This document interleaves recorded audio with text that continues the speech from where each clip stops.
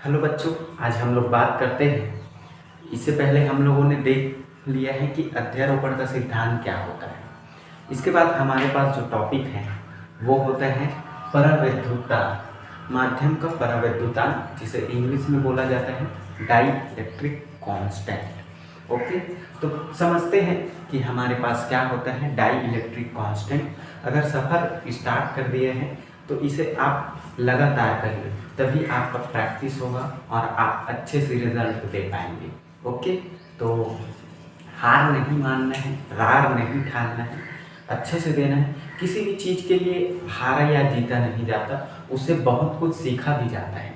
तो आप सीखते रहिए, वही आपकी सफलता है। आप हर एक चीज़, अगर किसी चीज़ के लिए मेहनत करते हैं तो वो मेहनत आपको भविष्य में या कभी ना कभी ज़रूर आपके काम के रूप में दिखेगा। तो मेहनत करते रहिए और आगे बढ़ते रहिए। चलिए बात करते हैं हमारे पास है माध्यम का परावैद्युता, जिसे हम के बोलते हैं। इसे के से व्यक्त किया जाता है। के से व्यक्त, आप ध्यान रखिएगा, के से व्यक्त करने का मतलब होता है कांस्टेंट। जैसे कूलाम के नियम में हम के निकाले वैसे ही। तो ये एक विमा ही नियतांक होता है जिसे हम उस पदार्थ का वैद्युतान, परावैद्युतान कहते हैं। ये इसका विमा नहीं होता, विमी सूत्र नहीं है, ठीक है। ये विमाहीन राशि होता है और जिस पदार्थ में उपस्थित होता है उसके लिए उस पदार्थ का परावैद्युतान कहा जाता है। जैसे जल में उपस्थित है तो जल का परावैद्युतान, वायु में है तो वायु का, अगर और अन्य किसी चीज में है तो उनके लिए।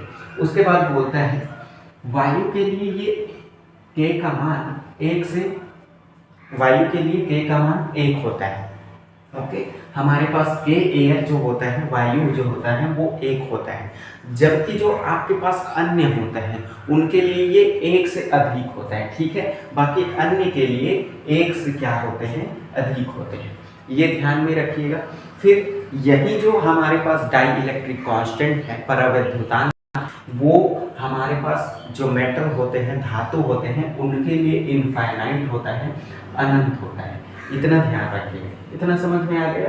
फिर बोलता है कि माध्यम की वैद्युतशीलता तथा निर्वात की वैद्युतशीलता के अनुपात को उस माध्यम का परावैद्युतान कहते हैं। मतलब आपको जो दिया रहता है पर किसी माध्यम की वैद्युतशीलता, ये मान के चलिए ये माध्यम है, तो इनकी वैद्युतशीलता, इनके बीच में जो डाई इलेक्ट्रिक कांस्टेंट उपस्थित है, इनकी वैद्युतशीलता तथा निर्वात का मतलब जहाँ एयर नहीं है, ओके, उसके वैद्युतशीलता के अनुपात को हम क्या बोलते हैं, परावैद्युतान कहते हैं। उसके बाद ध्यान रखने वाली बात है कि माध्यम की वैद्युतशीलता, जिसे हम एप्सिलॉन बोलते हैं, और एप्सिलॉन नॉट निर्वात की वैद्युतशीलता होती है। ये चीजें आपको ध्यान में रखना है। अगर हम के का वैल्यू निकालें तो के इज इक्वल टू होता है माध्यम की वैद्युतशीलता बटे निर्वात की वैद्युतशीलता। निर्वात की वैद्युतशीलता हमारे पास जो होता है उसे हम एप्सिलॉन नॉट से, और जबकि माध्यम की परावैद्युतशीलता एप्सिलॉन से शो करते हैं।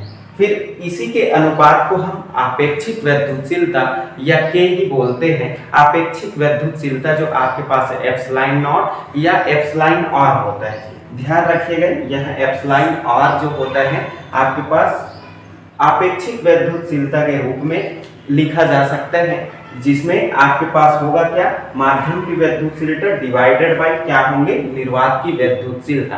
तो ये फॉर्मूला आपको याद रखना है, क्योंकि इससे ही क्वेश्चन पूछा जाता है आपेक्षिक वैद्युतशीलता क्या होता है और इसके लिए फॉर्मूला किस प्रकार निकाला जाता है।